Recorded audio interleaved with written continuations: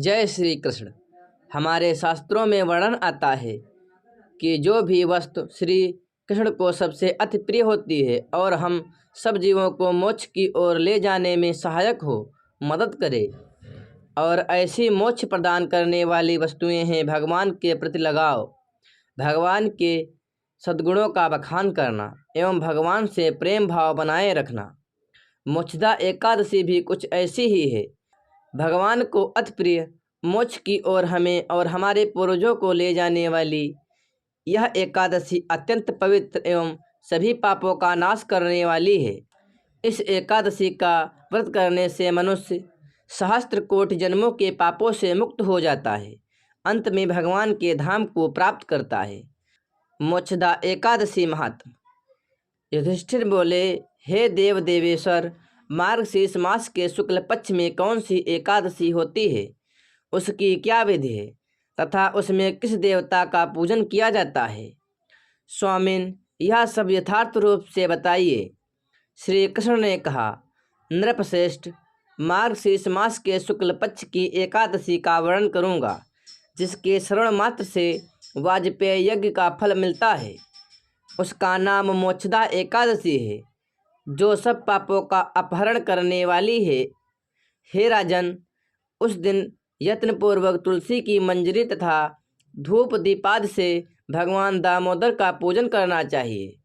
पूर्वोक्त विधि से ही दशमी और एकादशी के नियमों का पालन करना उचित है।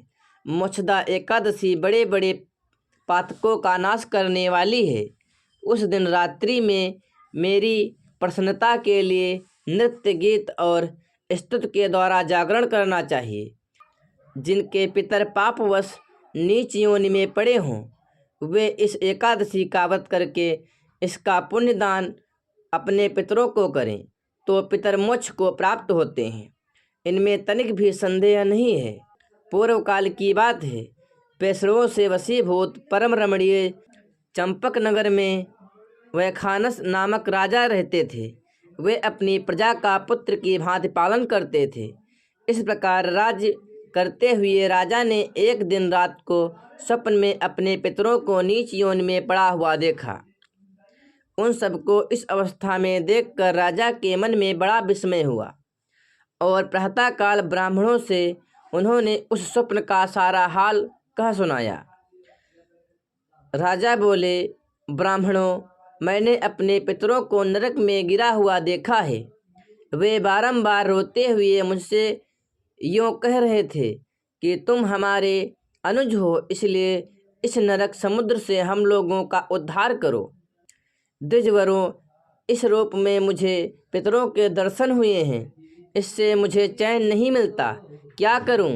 कहाँ जाऊं? मेरा हृदय रूधा जा रहा है। द्विजोत्तमों, वह व्रत, वह तप और वह योग जिससे मेरे पूर्वज तत्काल नरक से छुटकारा पा जाएं, बताने की कृपा करें। मुझ बलवान तथा साहसी पुत्र के जीते जी मेरे पिता माता घोर नरक में पड़े हुए हैं, अतः ऐसे पुत्र से क्या लाभ है? ब्राह्मण बोले, राजन, यहाँ से निकट ही पर्वत मुनि का महान आश्रम है। वे भूत और भविष्य के भी ज्ञाता हैं। नृपश्रेष्ठ, आप उन्हीं के पास चले जाइए। ब्राह्मणों की बात सुनकर महाराज वैखानस शीघ्र ही पर्वत मुनि के आश्रम पर गए और वहाँ उन मुनिश्रेष्ठ को देखकर उन्होंने दंडवत प्रणाम करके मुनि के चरणों का स्पर्श किया। मुनि ने भी राजा से राज्य के सातों अंगों की कुशलता पूछी। राजा बोले, स्वामिन, आपकी कृपा से मेरे राज्य के सातों अंग सकुशल हैं, किंतु मैंने स्वप्न में देखा कि मेरे पिता नरक में पड़े हैं। अतः बताइए कि किस पुण्य के प्रभाव से उनका वहाँ से छुटकारा होगा। राजा की यह बात सुनकर मुनिश्रेष्ठ पर्वत एक मुहूर्त तक ध्यानस्थ रहे। इसके बाद वे राजा से बोले, महाराज, मार्गशीर्ष के शुक्ल पक्ष में जो मोक्षदा नाम की एकादशी होती है, तुम सब लोग उसका व्रत करो और उसका पुण्य पितरों को दें। उस पुण्य के प्रभाव से उनका नरक से उद्धार हो जाएगा। भगवान श्री कृष्ण कहते हैं, युधिष्ठिर, मुनि की यह बात सुनकर राजा पुनः अपने घर लौट आए। जब उत्तम मार्ग शेष मास आया तब राजा वैखानस ने मुनि के कथा अनुसार मोक्षदा एकादशी का व्रत करके उसका पुण्य समस्त पितरों सहित पिता को दे दिया।